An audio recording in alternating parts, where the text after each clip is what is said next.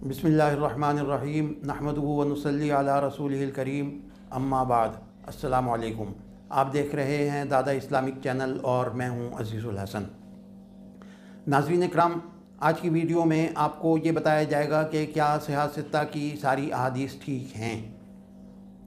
ये एक अहम सवाल है और इसका जवाब अगर आपके जहन में हो तो आप बहुत सारी उलझनों से बच जाते हैं।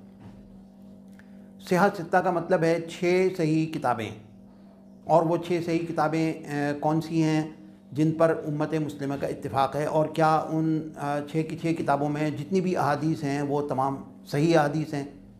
जी नहीं, ऐसा नहीं है।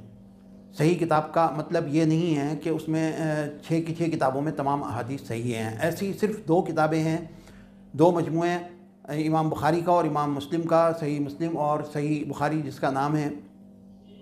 उसके अलावा जो 4 दीगर मजमूए हैं उनके अंदर सही अहादीस भी हैं, हसन अहादीस भी हैं और ज़ईफ़ अहादीस भी हैं। एक बात तो ये समझ लीजिए कि सही हदीस के मुकाबले में ये नहीं होगा कि जो हदीस सही नहीं है वो गलत है।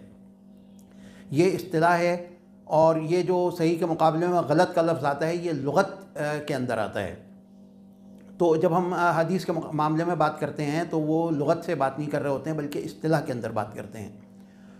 तो 6 सही किताबों का, हदीस की 6 सही किताबों का मतलब ये है कि इन 6 किताबों में एक भी हदीस ऐसी नहीं है जो मौजू हो, मनगढ़ंत हो, झूठी हो, बनाई हुई हो। ऐसी कोई हदीस इनमें नहीं है। सही हदीस वो होती है जिसके तमाम रावी नहायत मुस्तनद और सिक़ा होते हैं मुहद्दिसीन के मेयार के मुताबिक। उसमें अगर कुछ कमी होती है तो फिर उस हदीस को कहते हैं कि ये हसन है। और उसके बाद तीसरा दर्जा जो आता है वो ज़ईफ़ हदीस का आता है, और ज़ईफ़ अहादीस के 40 से भी ज़्यादा दर्जे हैं। कम ज़ईफ़, ज़्यादा ज़ईफ़, उससे ज़्यादा ज़ईफ़। तो ज़ईफ़ हदीस के मामले में दीन के अंदर ये है कि उससे कोई दीनी हुक्म नहीं अख़ज़ किया जाएगा ज़ईफ़ हदीस से। और दूसरी बात यह है कि उससे अक़ीदा भी कोई नहीं बनाया जाएगा।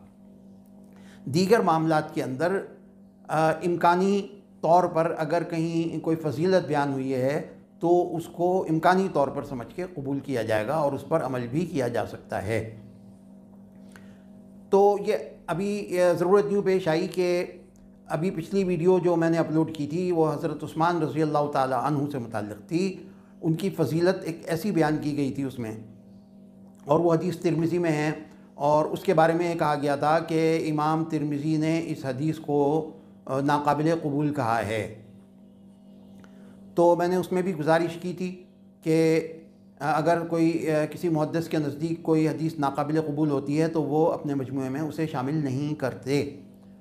और ये कि वो हदीस गरीब हदीस थी। गरीब हदीस किसे कहते हैं? गरीब हदीस इसे कहते हैं कि जिसके रावियों के सिलसिले में किसी मकाम पर एक ही रावी रह गया हो, बाकी तमाम रावियों ने उसी रावी से उसको बयान किया हो हदीस को। तो गरीब होना अलग चीज़ है और ज़ईफ़ होना अलग चीज़ है। और मिसाल इसकी ये है कि बुखारी की जो पहली हदीस है इन्नमल अमालु बिन्नियात, वो गरीब है मगर असनाद उसकी सही है, लिहाजा वो हदीस सही कहलाती है।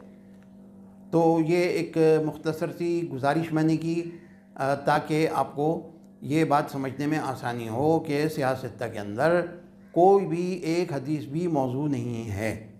वमा अलैना इल्लल बलाग।